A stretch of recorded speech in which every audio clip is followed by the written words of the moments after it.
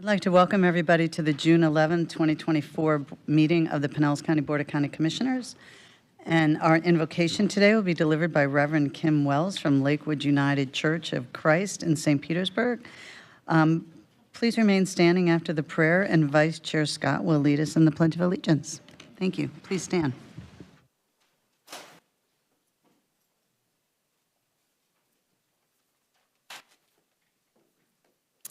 Good morning, and thank you for the opportunity to be with you today.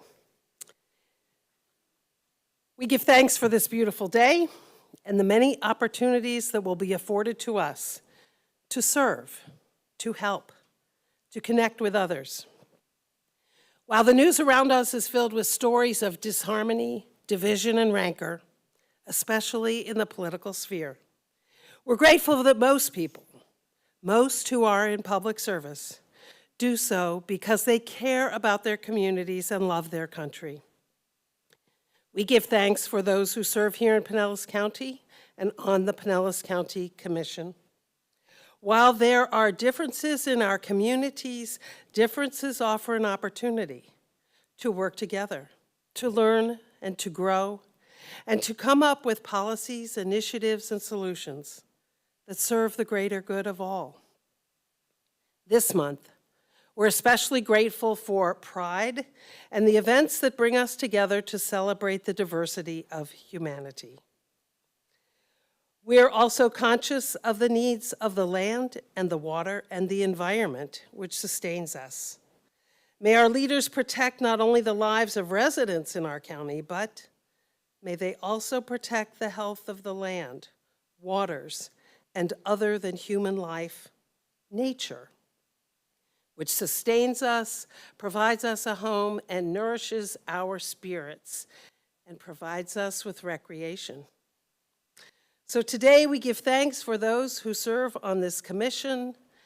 May their ideals and visions of a community in which all residents thrive and flourish and live together in peace continue to guide their discussions and deliberations and decisions. For the beauty and benefits of this precious county and for our many dedicated public servants, we give thanks.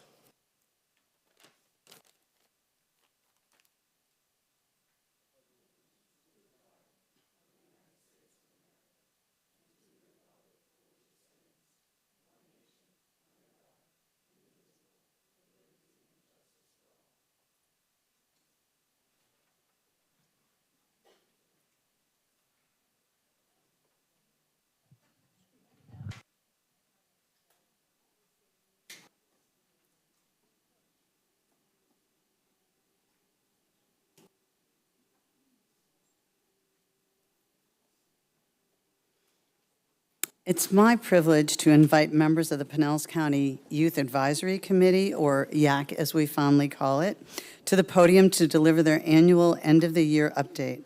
I think more than anything, this is the presentation that we commissioners look forward to the most. And Barry, I know you thought it was budget, but really it's not.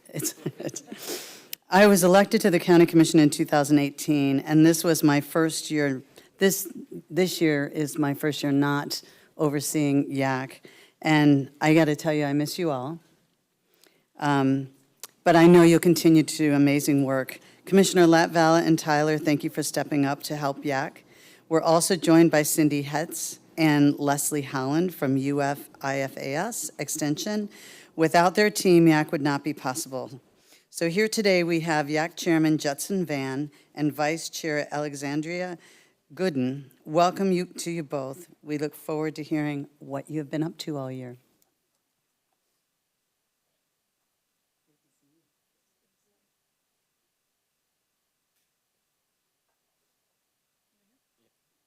Okay, my name is Judson Van. This is Alexandria Gooden. We both serve on the Pinellas County Youth Advisory Committee.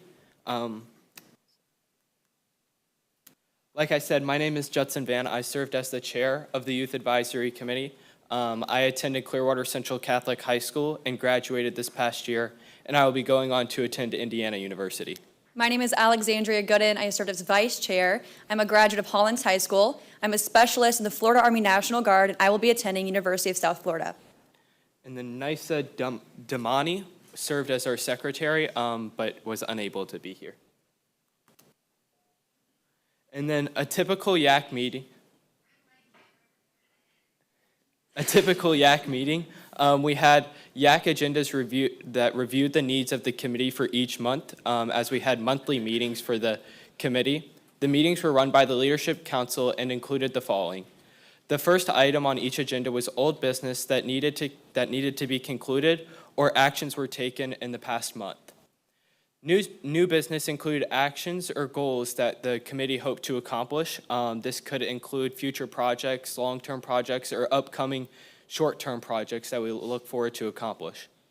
And then lastly, the meetings typically ended with the group discussions on what could possibly be done in the future. This may include things that we thought could be better for us and things that we look forward to participate in. In terms of the overview and makeup of YAC, we had a total of 26 members with an average attendance of 13 to 15 members.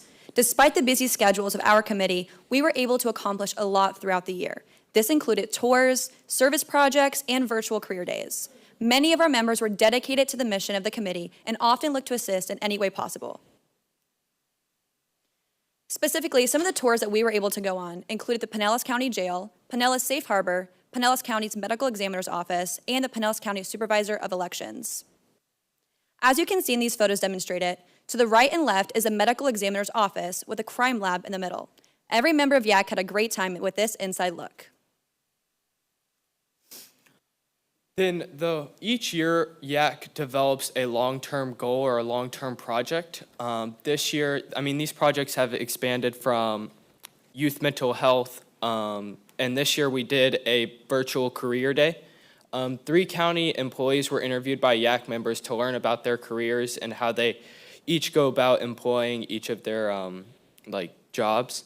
The first interviewee was Paul Cozy. He is the Parks and Conservation Resources Director. And then the second interviewee was Monica Drake. She serves as the Historic Museum Operations Manager at Heritage Village. And lastly was Ricky Butler. He was the Communications and Public Education Manager, Pinellas County, and served in the Pinellas County Sheriff's Office, and was recently elected as Pinellas Park Councilman.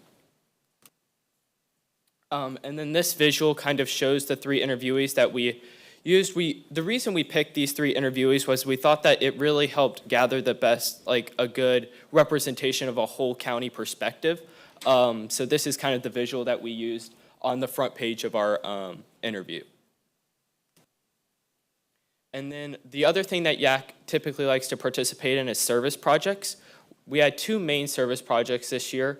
One of them was the Valentine's Day cards that we make and give to those in need. There was 2 areas that we gave these cards to. One was the All Children's Hospital. I delivered these to the Children Research Center, and then they were distributed to the children that were staying in All Children's for a long-term stay. And then the other place that we donated these cards to was to Preserve at Clearwater Assisted Living and the people and the residents that live there. One fun thing that we also got to do this year was create a new logo and have shirts designed. So I was able to come up with this logo. We decided to incorporate the sand dollar to really pay tribute to our beautiful beaches here in Pinellas County. And then looking forward to YAC, I've been on YAC for the past 4 years, so I've always been a part of the development and the growth of YAC. And YAC members look forward to continue the influence of youth population in Pinellas County. And some of these future goals include the creation of an all-county youth leadership summit. This would include the Bel Air Leadership Council, St. Pete Leadership Council, and other youth leadership committees such as YAC. And then another is the expansion of Career Day to include more interviews and an in-person event. So last year and the year before, due to COVID, YAC struggled to find a long-term project, but this year we were able to really accomplish that goal, and now YAC can look forward to really expanding that.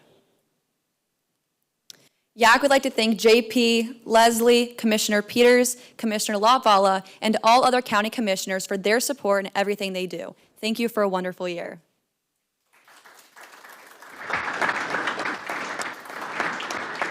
Does anybody, before you go, does anybody have any questions or comments for, yes, Commissioner Flowers? Of course, you go to the best school there is. I graduated from Dixie Hollins. I know it's Hollins High now, but, so you go to the best school. Wonderful, excellent. You know, we're always talking about the need to want to instill into our youth those things that we know, so that hopefully one day you take our places in whatever it is that you decide to do. So I always love these presentations when you guys come up, and congratulations on graduating from high school, and best wishes on your endeavors in the future. I know you'll do great things. Commissioner Justice. Thank you, Madam Chair. Just a great job and good luck at USF in Indiana. Really, I just wanted to say I just love the logo. Thought that was awesome. Yeah, It needed a refresh, so great job. yeah. Anybody else? Okay, thank you so much. It was great to see you both. Good luck in the future.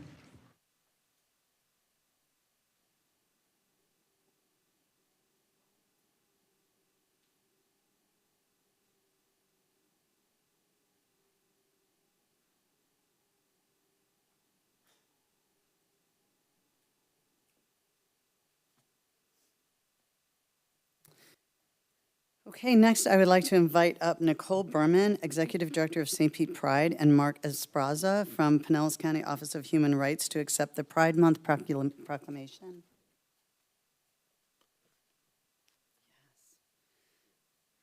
Hi.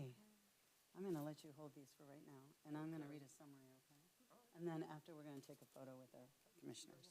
Okay, this proclamation is in recognition of the residents, business owners, and employees of the county government within Pinellas County who contribute to the enrichment of our community and are part of the LGBTQ community. A pivotal turning point in the movement for full civil rights under the law took place in June of 1969 with the Stonewall riots. In the 55 years since, these celebrations have taken place across the United States in June to commemorate this historic event. The Board of County Commission is committed to supporting equality, security, and lawful activities for all communities. Thank you for being here, and I welcome my fellow commissioners to join me up here for a photo.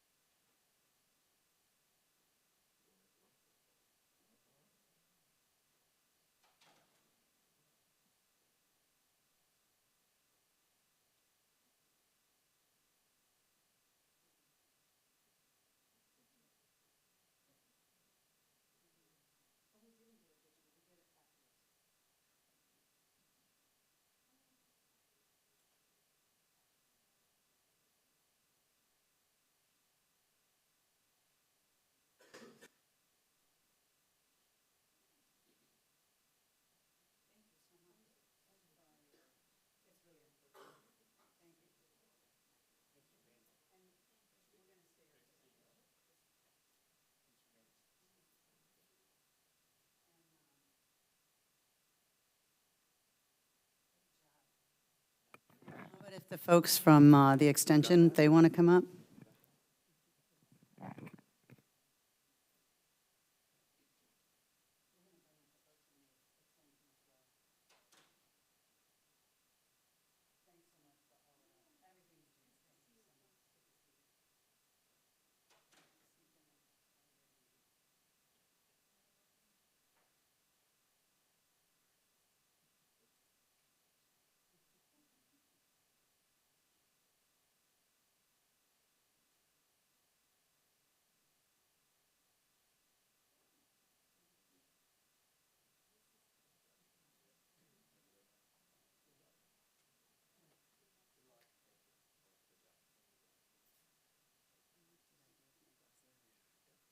Okay, have you got your?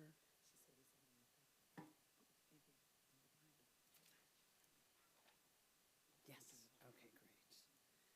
So I've invited Commissioner Flowers to the podium to present the Juneteenth proclamation, as well as Carl Devine, who helped organize one of the first Juneteenth events in Pinellas County. And thank you. My pleasure. Carl, Mr. Devine, if you could join us, please. While he's walking up, Juneteenth is an occasion to remember and reflect upon the struggle to gain equality of African Americans during slavery and after emancipation. Juneteenth celebrates African American freedom and achievement while encouraging respect for all cultures. Juneteenth is a day to honor and reflect on the significant ways that African Americans have enriched society through their steadfast commitment and loyalty to the American ideal of freedom and justice for all. Now therefore be it proclaimed by the Pinellas County Board of County Commission that June 19th, 2024 be recognized as Juneteenth. And at this time, I'd like to invite my colleagues to join Chair Peters and I for a photo. And as an aside, I have known this man since the early 80s when I first started working in the area of HIV and AIDS. That was 1985, I'm telling my age. And Carl started the first social service outreach post, if you will, in downtown St. Pete, a little house with a garage. And then he opened up a food pantry because individuals were paying for medical care and they couldn't afford food. And then he got money to get a bigger building on the corner of 7th Avenue and 9th Street. And he started People of Color AIDS Coalition, funded by the Ryan White Title I, II, and III funding.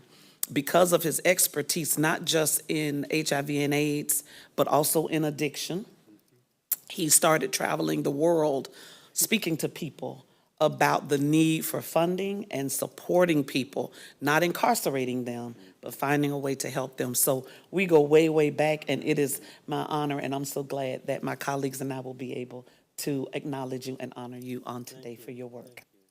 Thank you. Thank you for all your service. Commissioner Flowers, this one's for you. Thank you, thank you. Take a picture. Come over here. Thank you for your service to the community. That's quite a legacy you've left.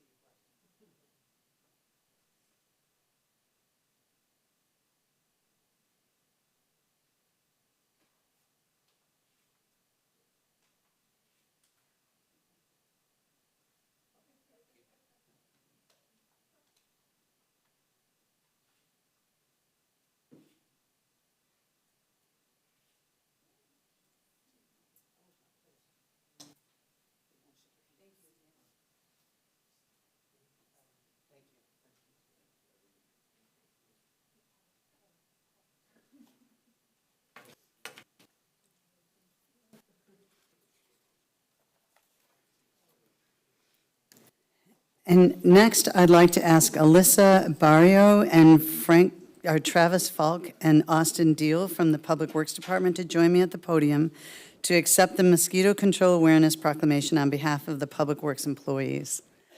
Good morning. Thanks for being here. And we have one proclamation, and I'm going to summarize it. Mosquito-borne disease have historically been a source of human and animal suffering, illness, and death in the United States. Excess numbers of mosquitoes also diminish enjoyment of outdoors, public parks, and playgrounds. They hinder outdoor work and decrease livestock productivity and reduce property values.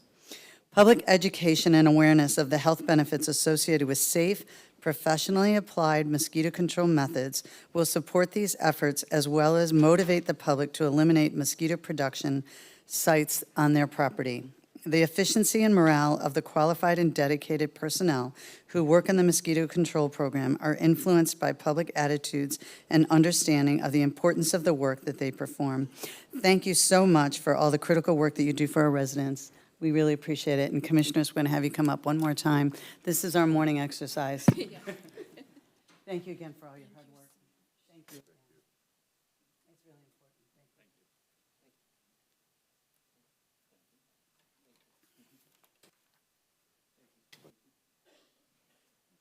you. We got another photo op.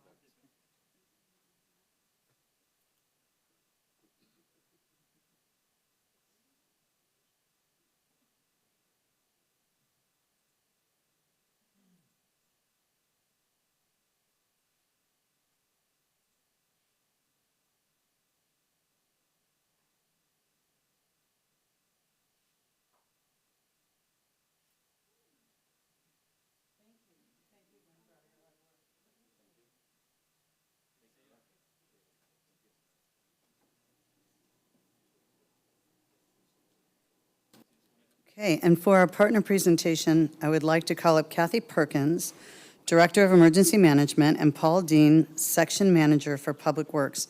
Welcome and thank you for being here. And thank you for everything you do. I think you're amazing. Right back at you. Yeah.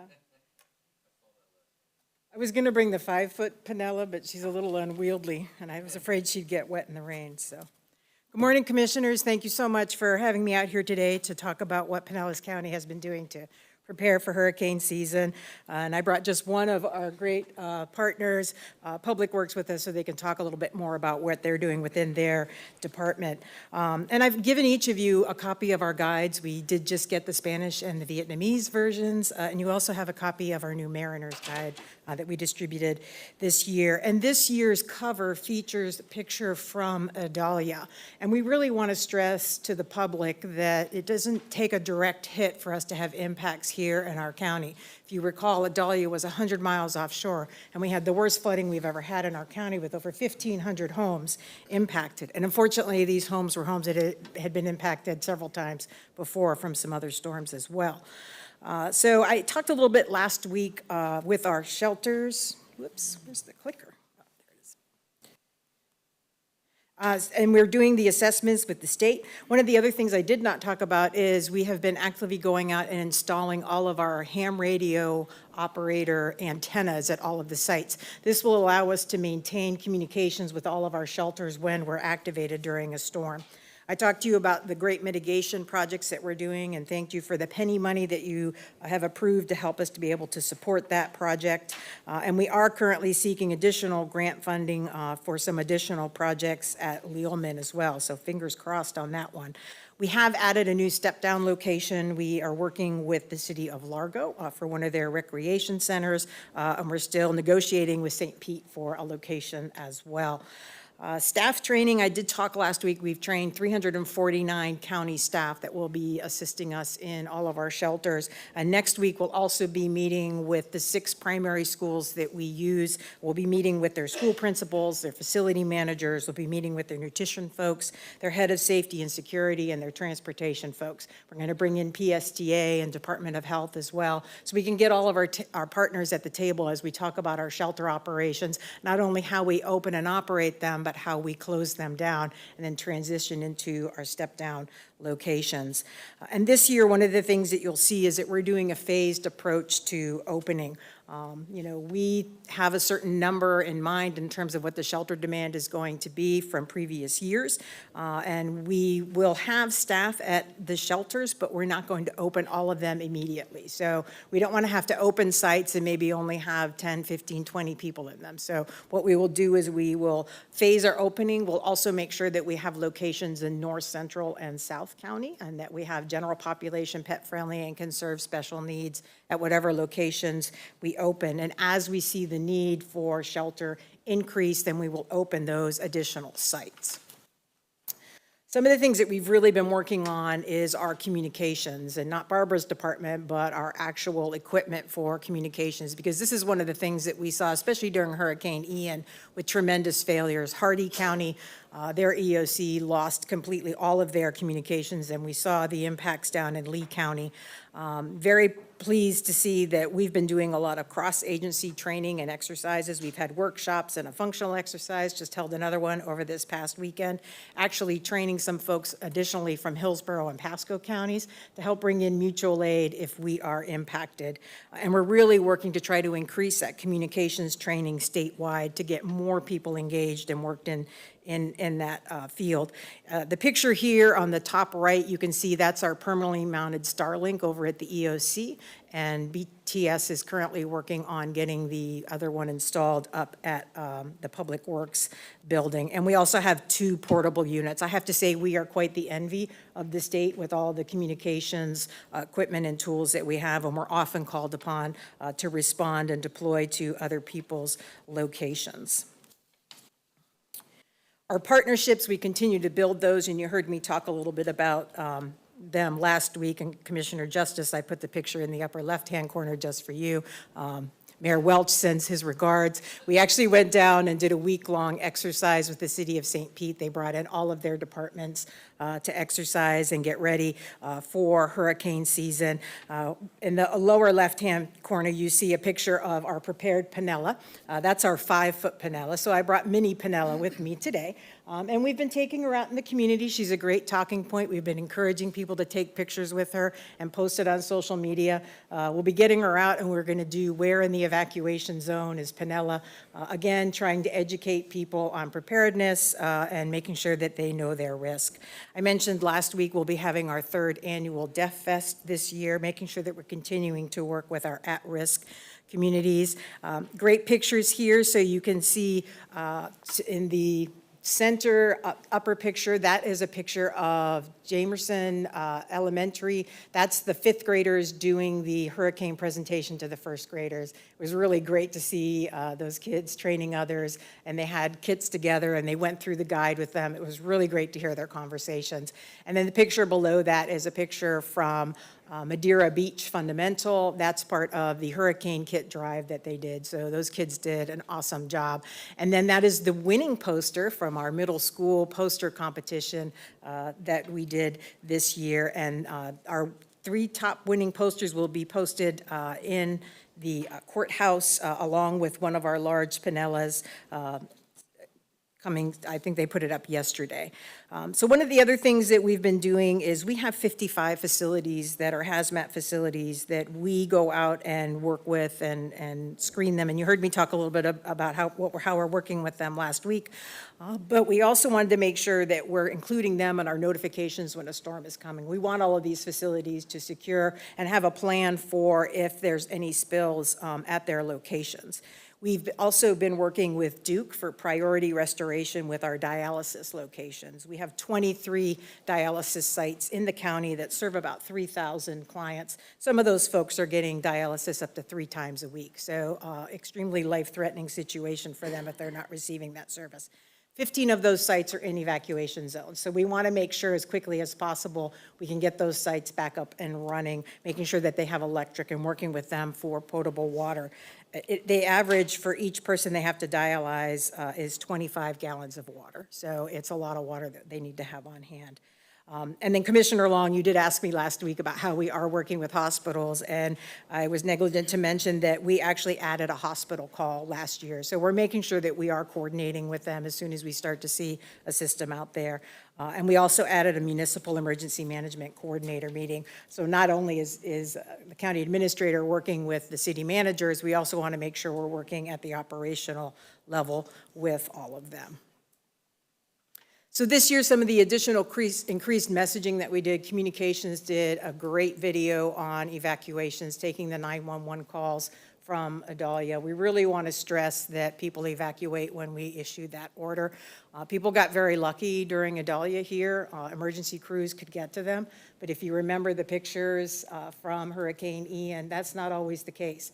And when you have 10 feet, 15 feet of storm surge, responders are not going to be able to get to you. And unfortunately, people will lose their lives if they don't get out of harm's way. I mentioned the Mariner brochure, and we've also been doing increased messaging on sandbags and flood barriers. And with that, I will turn it over to Paul Dean to talk about their work. Good morning, Commissioners. Paul Dean, Public Works. We partner with emergency management on many emergency activities. A couple that I want to just highlight that we've emphasized and focused on a lot this year are sandbag events and our debris management plan and activities. This year we've had a big effort and outreach to get sandbags to citizens early. As part of that effort, we've partnered with Communication and Solid Waste to open up a permanent sandbag location where citizens can go during operational hours, pick up sandbags from that site. We did a big communications push. I will say communications did that, and it was really well received. And the site's been very active, and we've had a lot of citizens taking advantage of that opportunity to come pick up sandbags early. Additionally, we focused on partnering with our municipalities throughout the county to do sandbag events. We've planned 6 sandbag events. They've been well attended, where we've been able to hand out pre-filled sandbags to citizens who want them. But more importantly, our big focus has been on education and outreach. and letting people know how do you actually properly set up sandbags. As part of that, in the lower middle picture there, you can see we had a full-size door that we bring to each of these events where we set them up, and we have sandbags there so citizens can actually see the proper way to set up sandbags in front of a door. And we also help explain to them limitations of sandbags, where they should be used, when they're beneficial. There's some miscommunication about that in the community, and so we want to make sure those things are clear.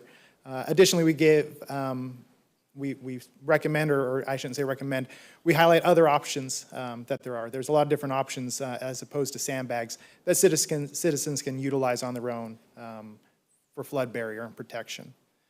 We have one more sandbag event upcoming this Saturday, actually, with the City of Clearwater. We're partnering. That Saturday from 9 to noon at Joe DiMaggio Sports Complex.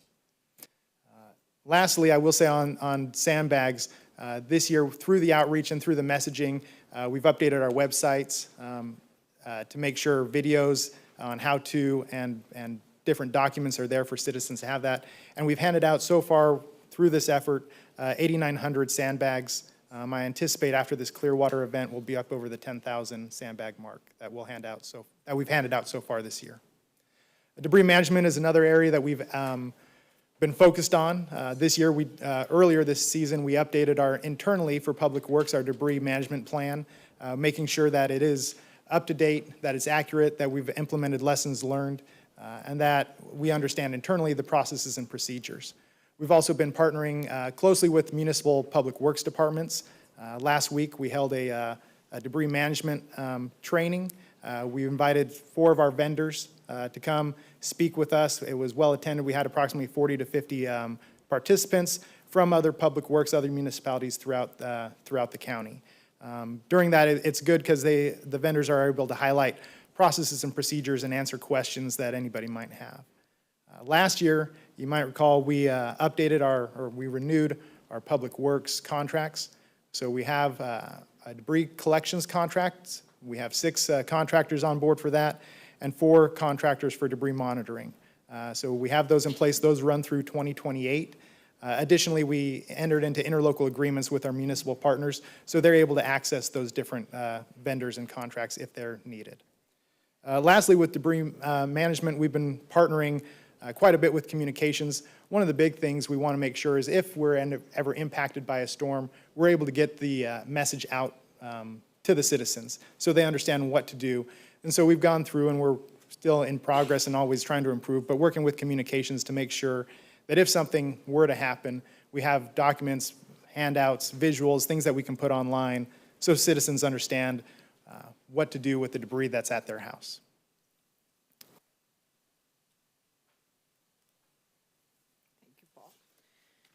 So as always, we always want to focus on the actions that we want people to take, and we want to make sure that everybody knows their risk, that they make a plan, and that they stay informed. Alert Pinellas is a great tool that people can sign up for. You'll get the notifications, and if you've signed up for that, you know that we're going to be getting some rain today.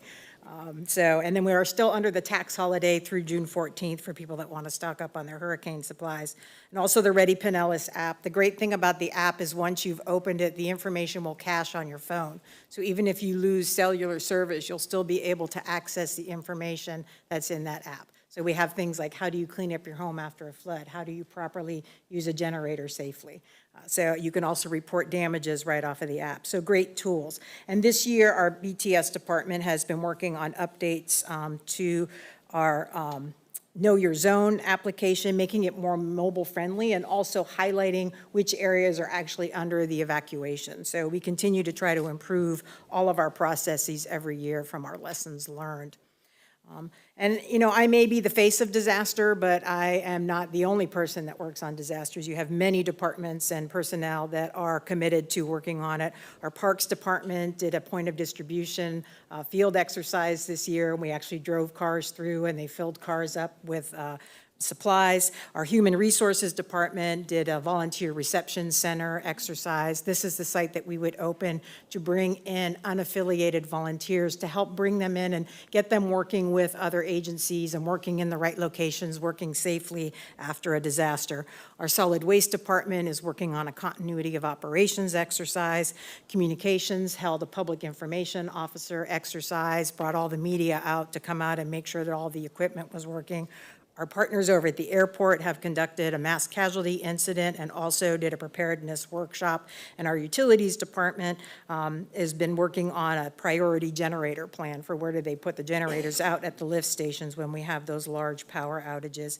And our Geographic Information Services unit is doing an exercise. Those are the folks that are updating all the maps that we make publicly available to communicate the risk for each particular storm that we're working with. And now what I'd like to do is have communications roll a tremendous video that they put together to show you how your county departments have prepared for this season.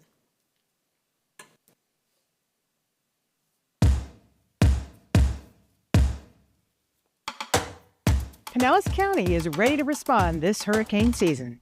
County staff collectively attend hundreds of hours of training each year to be ready to manage a hurricane. We coordinate with dozens of partners to ensure residents have the resources they need, like food, water, and emergency shelter during and after a hurricane. We check and clear more than 300 storm drains and drainage ditches before a hurricane season to help reduce flooding risk. We plan for residents with special needs by maintaining a registry of thousands of people who need transportation or special needs shelters during an evacuation. Sandbags can protect against minor flooding, but they may not be available right before a storm.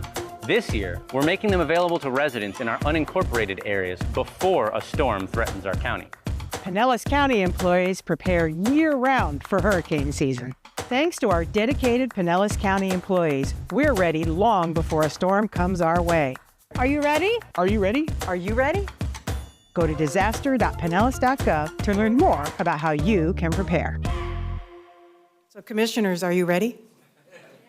Wait, I got to throw my arms up. I do want to highlight too, Dominique from Human Services was in that video, and she's really done a lot of work with our homeless providers. Again, another very vulnerable population that we want to make sure is taken care of during a storm. Great. So we have a question from Commissioner Eggers.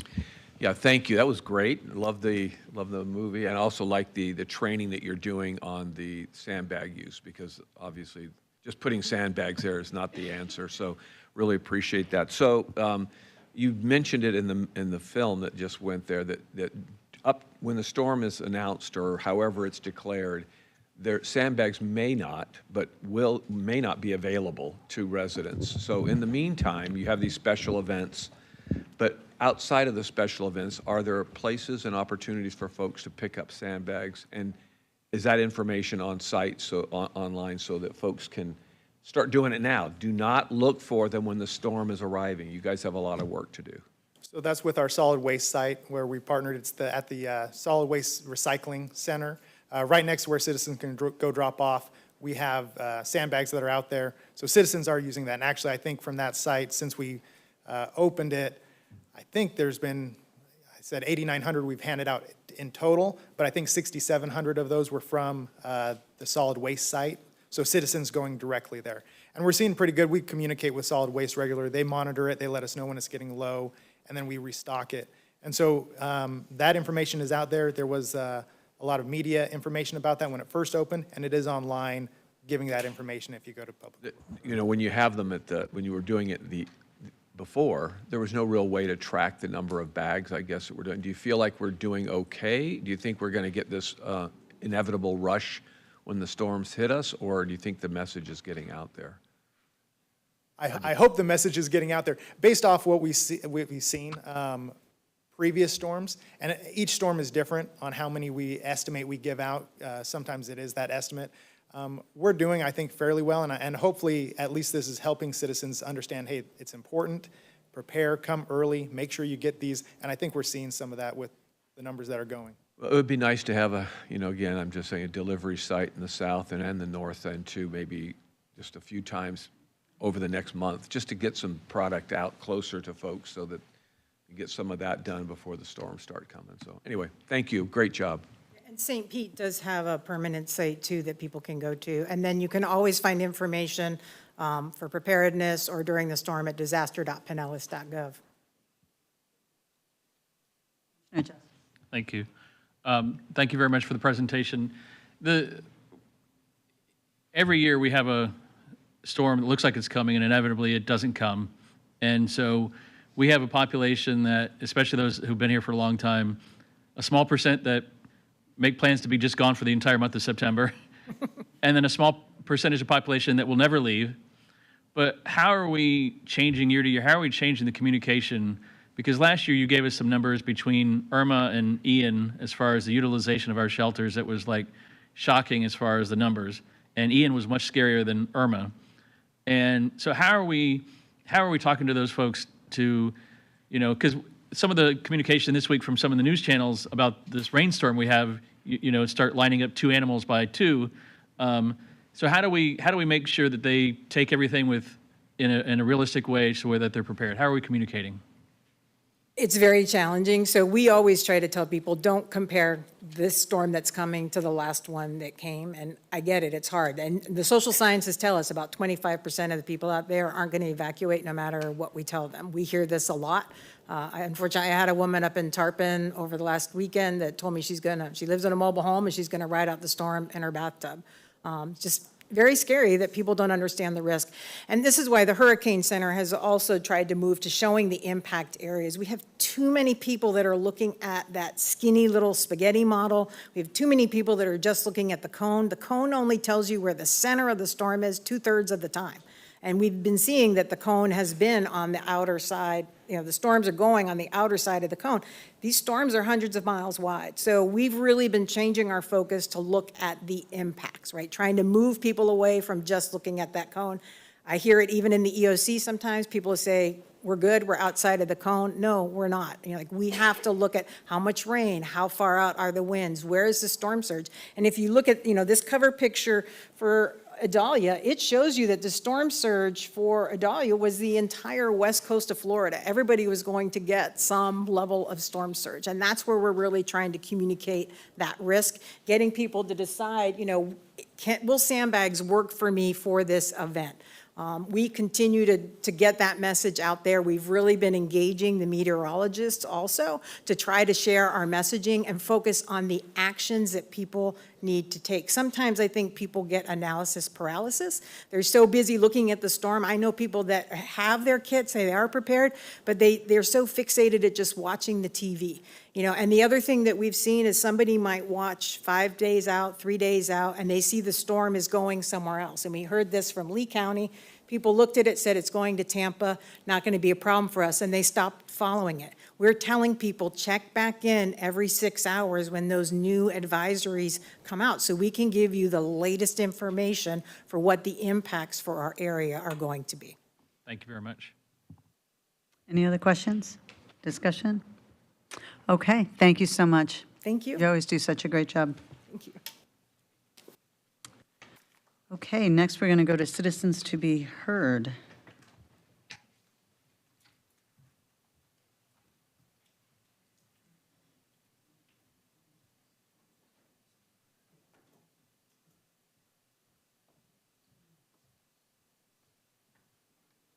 Okay, first we have Michael Hicks. And Michael, when you come up, we need you to state your name and your address, and you'll have 3 minutes.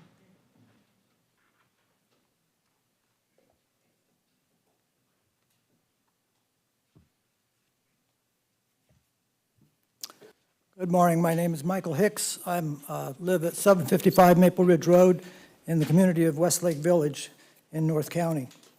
I'm here today with my neighbor, Michael Sapp, to support my comments. I want to thank Commissioner Brian Scott for assisting me in understanding how to speak to you today. And I've never met Commissioner except by email. I'm not sure where Brian Scott is. Thank you very much. As well, I thank him for his efforts over the past several weeks to address our needs internally with the Utilities Department. We are here to request your immediate assistance with the low water pressure of our reclaimed water service in Westlake Village. Many in our community, including myself, have contacted the Utilities Department several times over at least the past year about this problem. They have not improved upon the problem in the least during the last 18 months or so. In fact, it has become more severe. Westlake is located in North County near Belcher Road and Nebraska Avenue and consists of roughly 650 single-family homes on large lots. I have submitted a master package of materials which contains signed statements of 31 homeowners supporting my remarks today that for at least the past year we have not received reclaimed water at sufficient pressure to operate our in-ground sprinkler systems. As a result, as a community, we have sustained irreparable damages to our lawns and landscaping. Most of us have lost most of our lawns and many of our plantings. Assuming an average lawn replacement cost of even only $5,000 per home at 80% of our 650 homes results in an eye-watering community loss of $2.6 million. I have included in our master package representative photos of several damaged lawns in front yards. Most backyards are even worse. I have the following questions, comments, and requests to bring to your attention. I do not understand why or how a low supply of water results in low water pressure. We would be better off with no water than water at such low pressure it will not operate our sprinkler systems. At least if we have no water, we can pursue other solutions. This way, we are caught in a web of complicated day and time restrictions as well as fines by the county and our homeowners association. We have been without pressure for at least a year. It is not responsible that we are now advised that it may improve by 10% in 30 days. What are we to do with our dead lawns by then? What are we to do about our HOA fines? We are continuing to be charged $63 bi-monthly for a service or product that is not being provided. It is inexplicable that reclaimed water meters are presently being installed in our community when there is such low flow to measure. If we cannot receive the reclaimed water for which we are paying, the following options should be immediately evaluated and implemented. Confirm if reclaimed customers can instead use potable water to irrigate their lawns once per week. Suspend billings for reclaimed water until it can be provided at proper full pressure. Consider providing refunds or future credits to customers who for the past year have paid for reclaimed water they did not receive. Allow customers who switch to potable water to switch back to reclaimed without any costs or fees if and when these reclaimed problems are resolved. Consider a county ordinance with more specific provisions than those in present, rather vague Florida state law allowing Florida-friendly landscaping. And I request that you add a monthly item to your agenda requiring the Director of Utilities to report to you on the progress made to restore our reclaimed water pressure. Thank you very much. Thank you. And Michael Sapp on the same subject.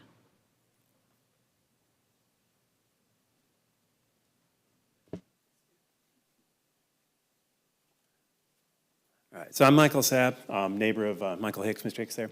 I'm at 760 Maple Ridge Road in Westlake Village. We bought our house about 2 years ago.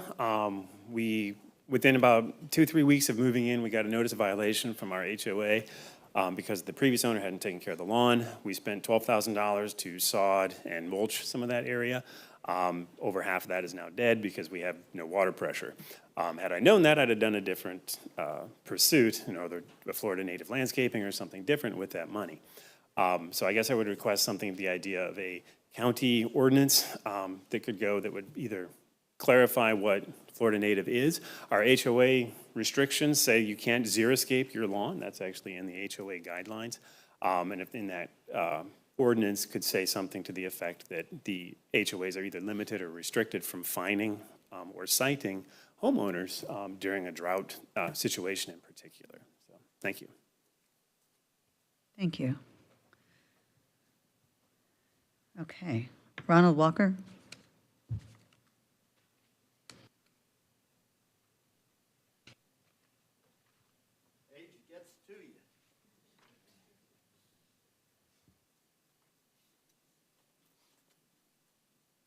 I'm Ron Walker. I live at 7100 Olmerton Road, Largo. This is my second effort to help the people of Pinellas County collect a vast amount of money that has been stolen from them. 3 weeks ago, May 21, I appeared here before you. I advised you then of a great deal of money which had been stolen from the people of Pinellas County, your constituents. I naively expected to hear from each of your offices, as well as the county attorney, about collecting the stolen funds. I heard from no one. Now, I refuse to believe you are totally uncaring of the fact that the people you represent were ripped off. The folks who stole the money are delighted. They believe you'll never have to pay it. They'll never have to pay it. But you and I, working together, can retrieve the stolen funds. How? You and I enter a simple contract awarding me a 30% whistleblower award. I blow the whistle, we collect the money, I become a hero, you become heroes, and the thieves who stole it stop laughing at you.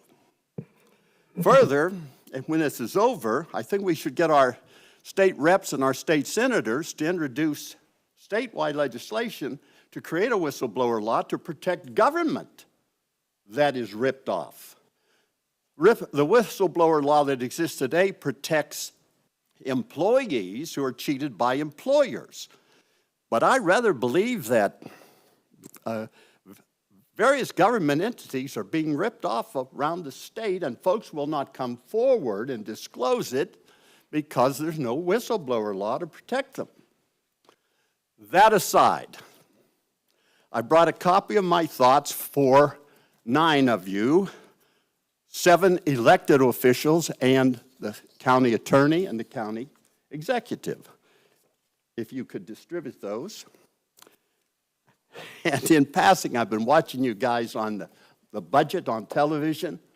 You guys deserve medals for patience, I'm telling you. I look forward to working with you, and we can do some real good. Think, guys, if you had an extra $500,000 in your pocket, what you could do for the homeless here in Pinellas County. It's worthwhile. Thank you for your time. I'll see you again. Thank you. Next, we have David Ballard Geddes Jr.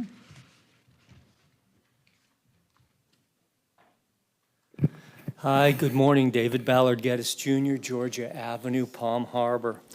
There's been a great deal of controversy surrounding recent House Bill 1365. House Bill 1365 has become known as the law that makes homelessness a crime, in effect, prohibiting the homeless population from sleeping outdoors. Now, should a person be ticketed with being homeless and charged in a court of competent jurisdiction, whatever competency means as based on Federalist Paper 16, such so-called court of competent jurisdiction may charge the homeless violator with court costs, attorney fees, witness fees, and deposition costs. Legislation making homelessness a crime has declared this act is intended to fulfill an important state interest by ensuring the health, safety, welfare, quality of life, and aesthetics of its so-called Florida communities of such. As we all know, Florida has a whole lot more people than quality job opportunities, and those with a job are predominantly living paycheck to paycheck. At any given week, mostly any one of us could be thrown out on the streets and be homeless. During the COVID issue, a great deal of financial stress forced many people out of their place of residency. Now let's add the cost of recent inflation, such as food, electric, water, gasoline, car insurance, health insurance, and now let's add the non-ad valorem levy on our property tax, intent on poll taxing the civilian population, coupled with the reclaimed water variance of such, which has already claimed eminent domain of both our personal and real property in Statute 15303, Section 5. Based on these factors, this government has stolen our homes and is slowly denying us our right to reside here, evicting us, and is intent on taking everything we thought we ever had, falsely assuming dominion over us. The government has formulated comprehensive ways to make our existence a crime. Literally, in time, this government is intent on taking everything from us, poll taxing us, and making our life a chargeable offense, taking my right to exist and inadvertently making my life a crime. This has got to be taken into note, because this is going to be very serious in the future. Thank you. Thank you. Patricia Kirby.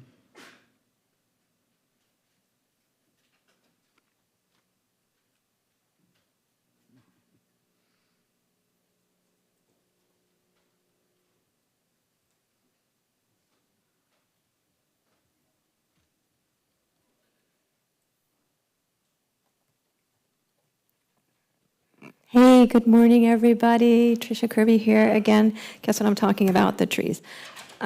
So you may have noticed recently in the past few years that your electric bill has been going up. Anybody other than me notice that? It has gone up by 40% in the past, well, since 2020. And the power company is looking to raise the rates again, and they're taking public comment on this, and you can comment about these increased rates. They're going to go up by another 20% in January. They will keep going up if you don't do anything. Your contact, it's to find out. Ours is June 12th, Wednesday at 6 p.m., Pinellas County Parks and Conservation Resources Administration Building, 12520 Almerton Road. I think this is like the old County Extension Center address. Magnolia Room. Go on to www.psc.state.fl.us to register to sign up to speak. You can also sign up to speak on Zoom, June 18th.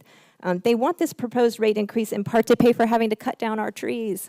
Isn't that nice of them? Cut down our large mature native species trees along the transmission lines and then give us the bill for that. This despite they cost them $29 million to cut down the trees currently, and they make, what, a $2 billion profit, gross profit of $17 billion, net profit of $2 billion.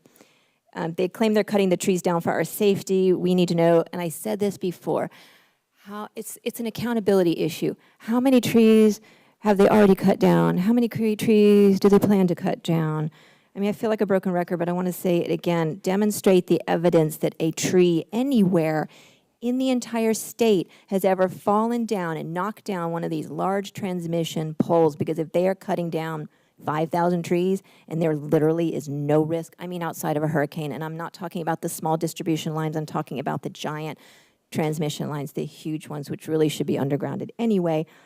I'm a big believer in visualization, so I'm going to tell you what I want to see instead of getting up here and complaining about what I don't want to see, because that feels so draining to me.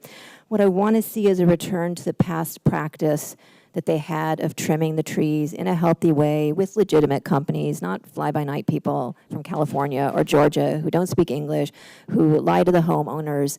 I would like to see that. I want to see them put the lines underground.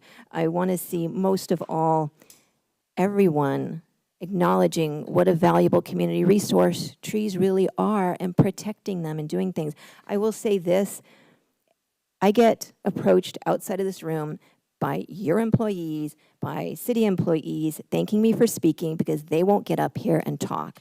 And I just want to say thank you for listening. I know you try. I want to say that I'm still speaking here for the trees. And by the way, Commissioner Long, pink, very nice color on you. All right, everybody, thank you so much for your help. Bye. Thank you. And next up, we have Dion Berger.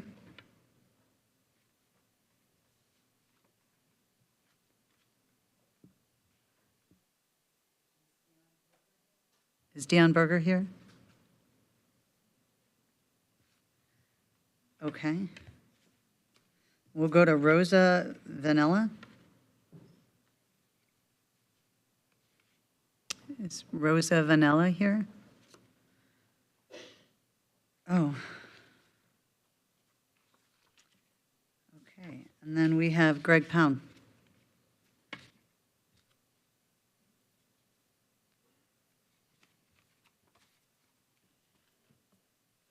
Greg Pound, Largo, Florida. I just wanted to bring up the issue of this LGBT, and I put the initial P on the end. And what it is we have a problem. If you remember last year, I brought the pictures in to show it to you, that Pinellas County has become the new headquarters for the United States of America for the LGBT team. And their goal is to come in and take over your schools, your commissioners, to take the whole place over. And what they do is they come in, they use their money, they use their influence. And this is what we've got going on. And this here comes from, this is Planned Parenthood, and this is Planned Parenthood of Southwest Central Florida, Pinellas County. And I got this out of their own class, and at the age of 6, you're supposed to teach your children that sexual identity includes sexual orientation, lesbian, gay, straights, and bisexuals. Now, the transgender thing is the newest thing, turning the kids into getting them all confused and asking if they want to become a boy or girl. So what the adults are supposed to do, we as parents and just people in the right mind, we know that the wicked, it says, the Bible says, the wicked shall be turned into hell in the nation that forgets God. And the foundation of any country, nation is built on families. If you look at Psalms 11:3, if the foundation be destroyed, what then can the righteous do? And that's built, families are built on the sanctity of marriage, abstaining from sex until you're married. That's the way you build your relationship. That's the way the old people did it in the country. Didn't care who you were, what it was. They didn't come together physically until they were married. That was the consummation of the marriage. It was a physical union. And when you do that, you won't have no surprises. So what you want to do is you want to build your families, this county, our state, on what's right. Because if not, we're going to pay an awful price. In the book of Hosea, it says, you have sown to the wind, and you're going to reap the whirlwind. Now, when you sow something, something's going to grow. There's going to be a byproduct of what you plant. And when you allow this perversion to be taught to our children, and all this stuff, this filth, to be bombarded upon us, there's going to be a harvest, and it's not going to be a good harvest. And so when it says in Hosea chapter 4, verse 12, it says, for the spirit of whoredom has caused you to err. When I look up that word whoredom in the Hebrew, it's the word for fornication. So instead of the country teaching children to keep themselves under control morally, they've passed out everything possible in introducing them to sex outside of marriage, which is destroying our family and the foundation of us as a people. And if we don't get back to this, if you don't have any moral character, you don't care about our future, you don't care about our children, you don't care about your grandchildren, we're going to pay for it. Thank you. So next we had someone register as I Love Clearwater. And so under full transparency, we want to see if anyone here is here to speak on I Love Clearwater. No? Okay, thank you. All right, so we're going to move on to public hearing. We're going to start with number 7. Thank you, Madam Chair. Agenda item number 7 is case number CW 2411. This is a request by Pinellas County to amend the countywide plan map from residential low, medium, and preservation to retail and services regarding 1.7 acres more or less located at 29703 U.S. Highway 19 North. The public hearing was properly advertised and an affidavit of publication has been received for filing. No correspondence has been received and the matter is properly before the authority to be heard. Commissioners, you heard this previously. This is Cycle Springs. And so this is the map amendment to the legislative action that you approved previously. Okay. Any wishes of the commissioner? Move approval. Got a motion and a second. Any questions or discussion? Okay, so if the if the clerk could bring up the voting card so commissioners can vote.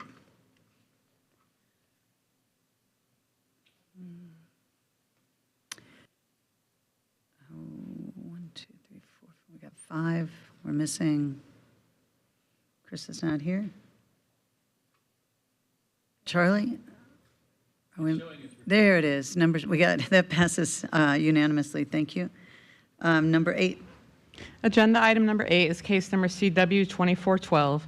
This is a request by the City of Largo to amend the countywide plan map from public, semi-public, and target employment center to employment and target employment center regarding 1.54 acres more or less, located at 13707 58th Street North. The public hearing was properly advertised and an affidavit of publication has been received for filing. No correspondence has been received and the matter is properly before the authority to be heard. Okay, wishes of the commission. We got a motion and a second. If the clerk could bring up the voting card, commissioners can vote.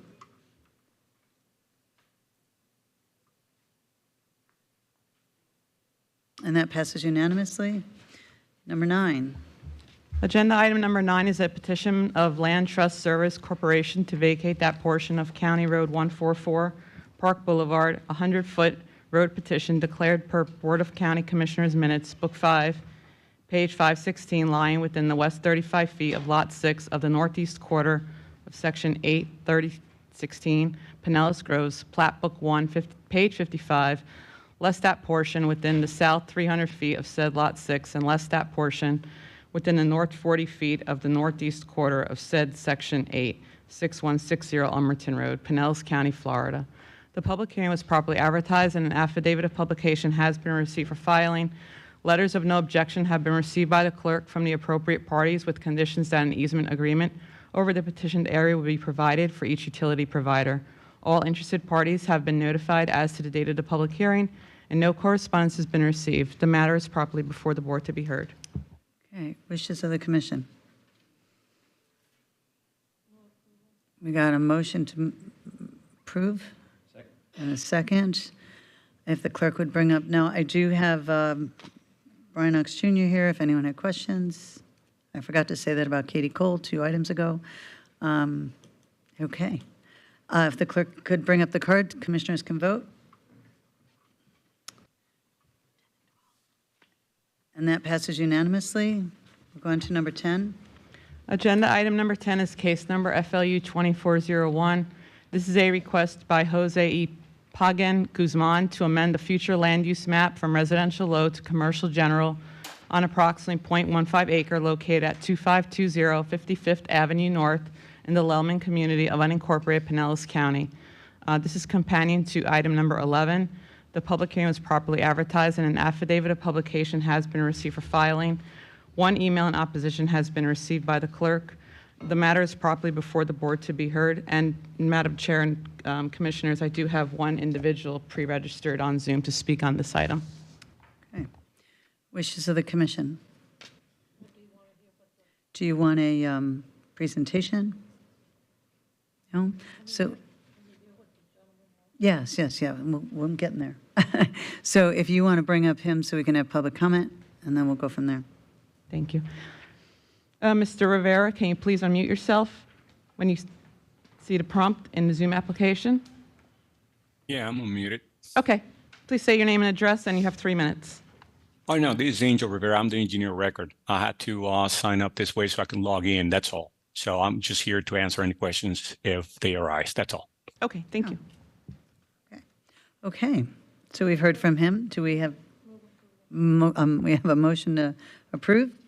And a second, if the clerk could bring up the card. Commissioners can vote. And that passes unanimously. We're going to move on to number 11. Agenda item number 11 is case number ZON 2401. This is a request by Jose Pagan Guzman for a zoning change from R4, 1, 2, and 3 family residential to C2 general commercial and services with a variance on approximately 0.15 acre located at 2520 55th Avenue North in Lellman. This is companion to item number 10. Since this is a quasi-judicial hearing, all those individuals who plan to speak on this item must be sworn in.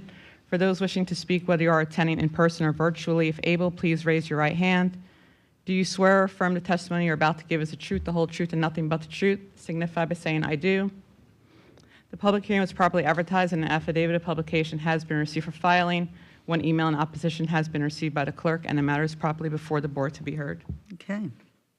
Wishes of the commission? We've got a motion and a second. If no other discussion, if the clerk could pull up the card, commissioners can vote.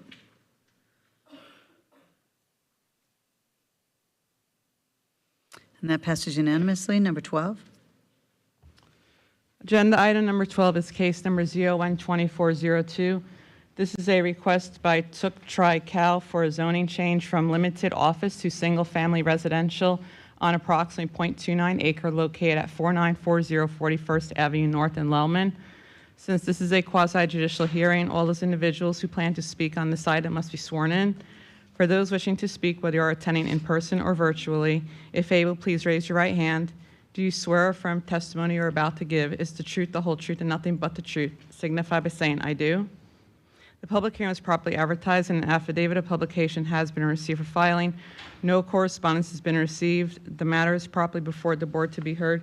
And I do have Tuck Cow on Zoom pre-registered to speak. Yes, and I believe he's the one that's, if you want to bring him on, that's fine, but I believe he's the one that's a petitioner. Mr. Cow, can you please go ahead and raise your virtual hand in the Zoom application? We can unmute you. Can you hear us? Yes, I can. Perfect. Can you hear me? Yes. Thanks. If he wishes to speak, he would have 3 minutes. Do you wish No, I'm to- just here to, yes, I'm just here to answer Answer the question and as requested application for rezoning. Okay, so wishes of the commission. We got a motion and a second. If there's no more discussion, could the clerk bring up the card and commissioners vote?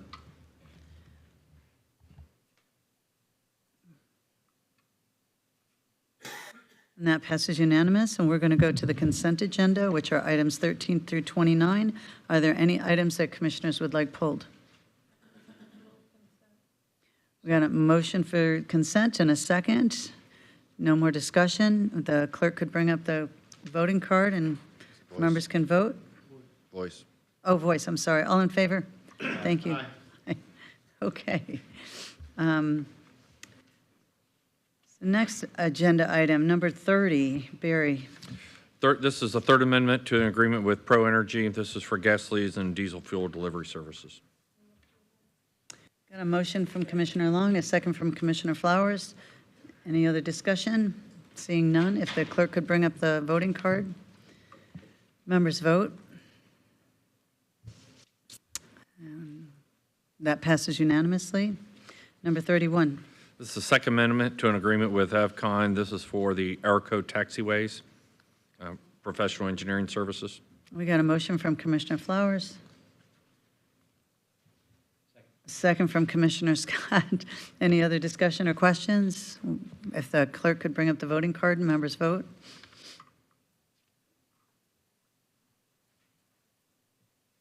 And that passes unanimously. Number 32. This is MSTU, project funding agreement for Palm Harbor Little League. It's a sunshade project at Sunderman. Got a motion from Commissioner Eggers, second from Commissioner Flowers. Any other discussion or questions? Seeing none, if the clerk could bring up the voting card.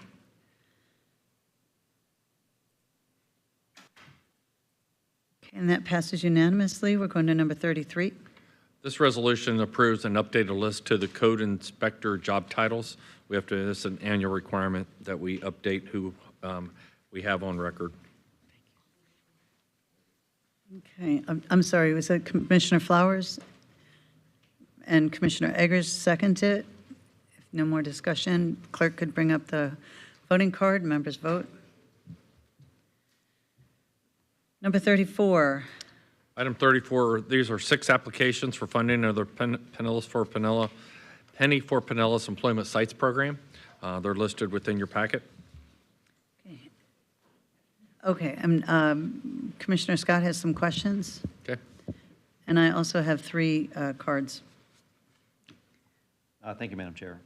So in reviewing, there's 2 applications here for Pinellas Provisions and also for Allisite that score lower than 50% on, there was 170 total max points, and one got 80 and the other one got 78. And I'm just trying to understand the thought and the process behind that, so. Totally understand. Thanks for bringing that question up.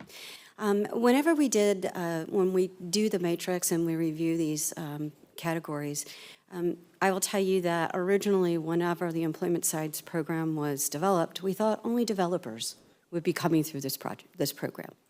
And so when we based all of our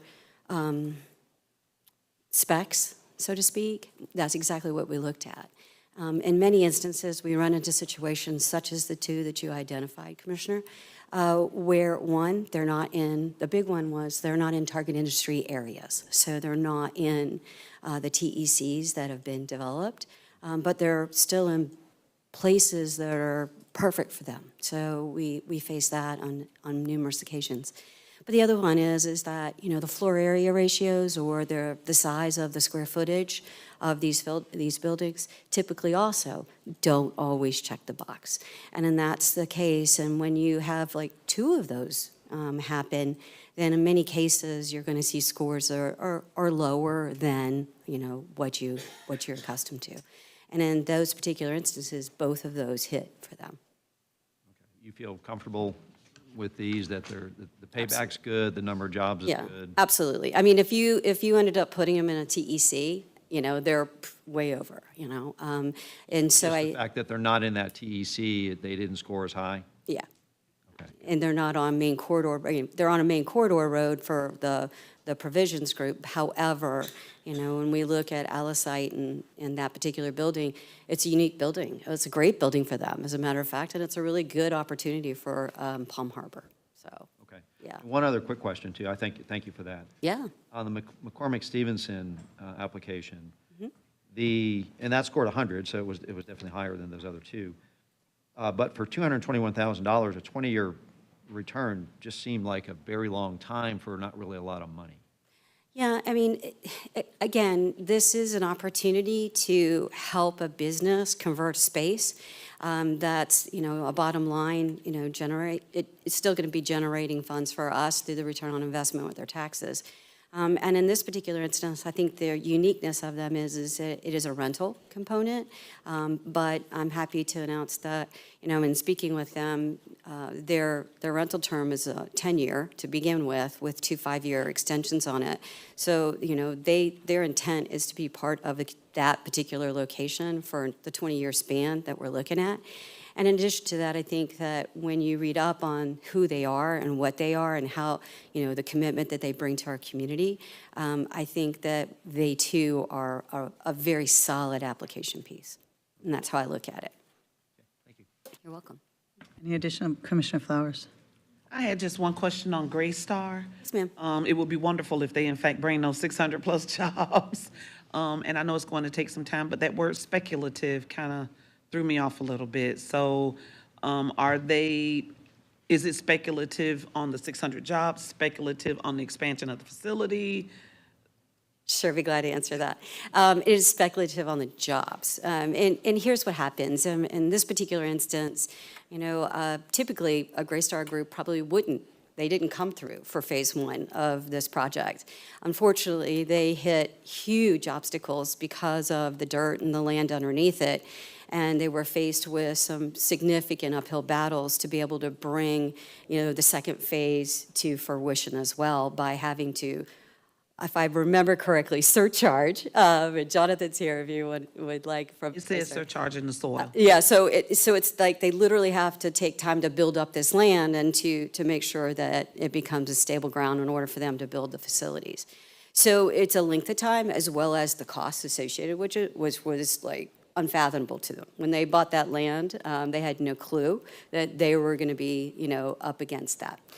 So when we talk about looking at a speculative, they're building those structures without a true tenant in mind at the time that they're constructing them.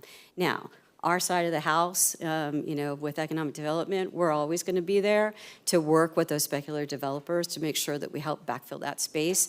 And our goal will always be to try to do it before the building's completed so that everything can get done and be accomplished. Thank you. Thank you, Madam Chair. Commissioner Eggers? Yeah, I think Commissioner Scott was asking about McCormick Stevenson, and we have a 20-year commitment Yes, by sir. the property owner. $63 a square foot for the improvements. That includes the entire project. Yes. Is that total project cost the one we're offsetting with the $221,000, or is it in addition to that?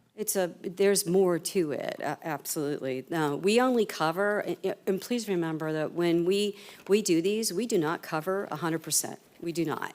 In this particular instance, the total development cost was over $1 million, and we're only covering $221,000. Who's paying the balance? They will. Who's McCormick they? Stevenson. The McCormick owner of the Stevenson. property or McCormick? I believe it's McCormick Stevenson. If it's not, it's going to be one that's built into their rent rate over the course of the next 20 years. Either way, it stays with the property Absolutely. for the 20-year period. Yes, sir. So if it Yes, gets sir. used for something different by a different kind of company, Well, you know, and that's the nature of the beast, and that's why we were so excited to see that, you know, the lease agreement that McCormick Stevenson has signed is one that should put them there for a 20-year period of life. a really high-growth company. It's doing really extremely, well, so I yeah. expect them to stay there the 20. I do too. I mean, yeah, I think we'll see a lot of really cool things coming out of their operations. Any other questions, comments? Move approval. Oh, Oh, okay, we have a motion and a second. I have 3 public comment cards. I have 2 people that I mentioned earlier, they're in the wrong stack. They checked for speaking and for waiving in support, so if they want to speak, I will bring their name, I'll have them come up. It's Dion Berger. Okay, since I don't see him, I'm going to assume he's waiving in support, as that's what it says. Rosa Vanella, is that you? Would you like to speak, or are you going to waive in support?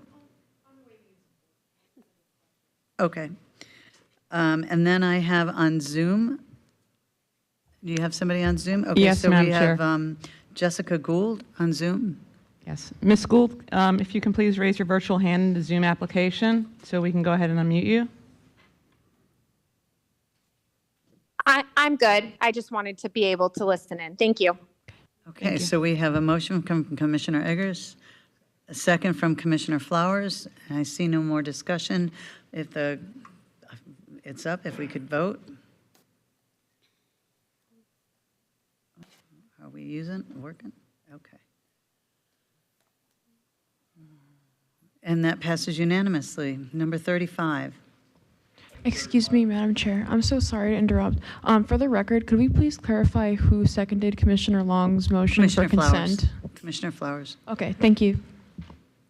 Item number 35 is a transfer of funds between Pinellas County and Career Source. This is the $1 million from the Science Center sale.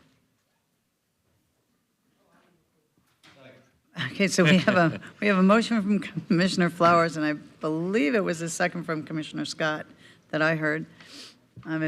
Any other question or discussion? No? Okay. If the clerk could bring up the voting card, members can vote.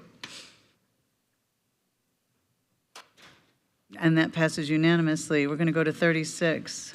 Item 36 is the City and County Opioid Funding Agreement Priority List recommendations for the Board of Commissioners approval. This is for submission to the Florida Department of Children and Families. Any questions or discussion? We have a motion. Motion from Commissioner Scott, second from Commissioner Long. If the clerk could bring up the voting card, commissioners can vote.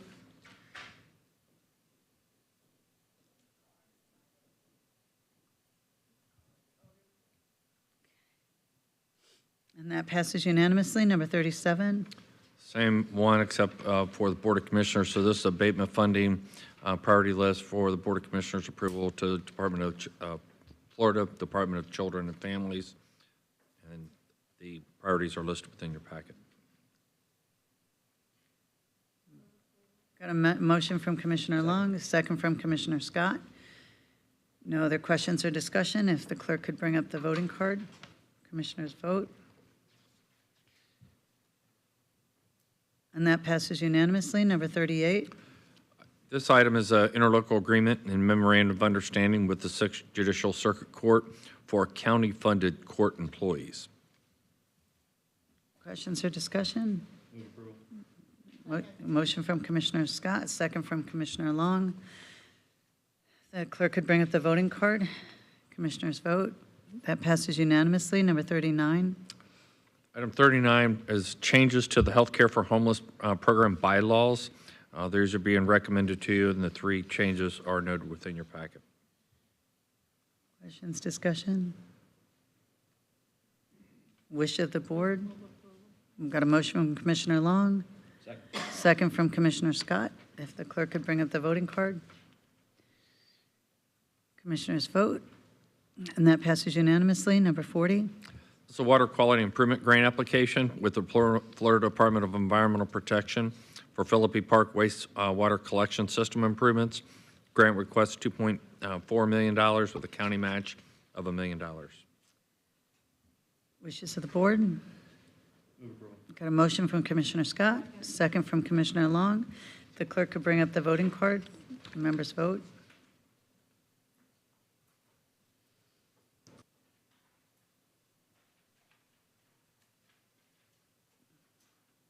And that passes unanimously. Number 41. This is a road transfer interlocal agreement with the City of Safety Harbor for the specific road segments and easements. Wishes of the board? A motion from Commissioner Long. Second from Commissioner Scott. The clerk will bring up the voting cards and commissioners vote.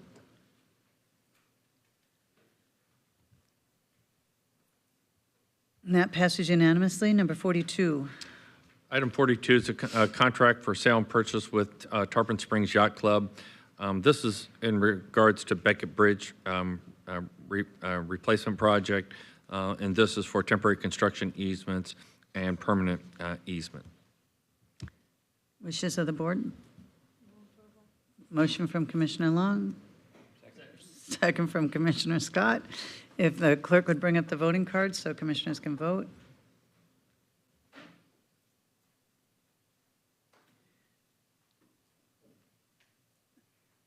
And that passes unanimously. Number 43. It's an agreement with the City of Madeira Beach to provide advanced funding towards the construction of a new emergency medical services station. So this is the Reddington Station that's been talked about for some time. They're going to be, we've moved it to 50% of design. They're going to complete the design and complete the construction within the allocated budget. Got a motion from Commissioner Just, second from Commissioner Long, and Commissioner Scott has a comment. Yeah, just a comment on the OMB analysis. There was a wrong date. It said March 27th, 2024, just so Chris is nodding his head, so. Okay, any other discussion? Okay, if the clerk would bring up the voting card, members can vote.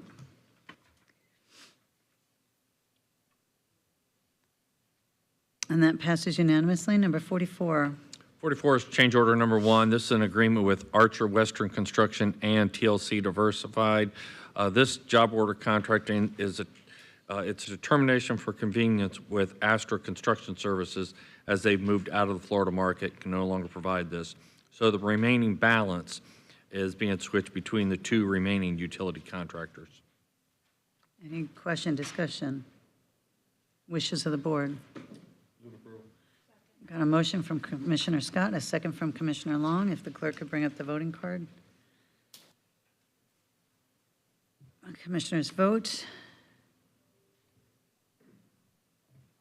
And that passes unanimously. Number 45. This is a renewal of certificates of public convenience for wheelchair transport and stretcher van services. You have 9 firms that are attached that have completed the renewal application and meet the authority's requirements. A motion from Commissioner Flowers. Second. Second from Commissioner Scott. The clerk would like to bring up the voting card. Members can vote.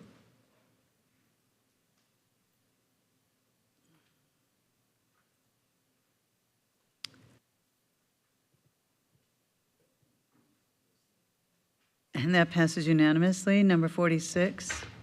Under item number 46, I know that Mr. Kroll explained last week during agenda review that we are not going to ask for authority to move forward with this case. The property owner has come into compliance and is working with code enforcement on a lien reduction right now. Number 47. Under item number 47, I'm recommending that you approve the proposed resolution, which will place the Pinellas County School Board's proposed referendum question on the ballot. Just to clarify for everybody here, this does not impose the 1 mil tax that is being requested. It simply places it on the ballot for the voters in Pinellas County to decide that for themselves. Okay, and we have the superintendent, Kevin Hendrick, is here, and school board member Laura Hine is here. So if you have any questions for them, they are here. Yeah. I got a motion from Commissioner Flowers. Second from Commissioner Scott. Any other discussion? Seeing none, if the clerk could bring up the voting card and members vote. And that passes unanimously. We're going to move on to number 48, which is Attorney reports. I have no reports. Reports. We'll move on to 49, County Administrator. Just a couple of things. One, Commissioners, we have 3 additional budget information sessions starting tomorrow, Thursday, and Friday. So we sent out this morning a revised list because you knocked out several of the departments last week. And then the other one, just a shout out to Brian Loack. He received his master's degree, which we're happy to see him learn and grow, and Godspeed to him. So he got that last night, and it was a great accomplishment. So Great. How about that? I didn't know that. Great. now I had asked him about 4 or 5 years ago when he's going to get his master's degree, and now he has it. And so he's been working while working a full-time job, which many of us have done, and that just allows him to continue to grow and learn. Master's in Public Administration. And we could have all stood up and screamed and embarrassed him. I mean, I think.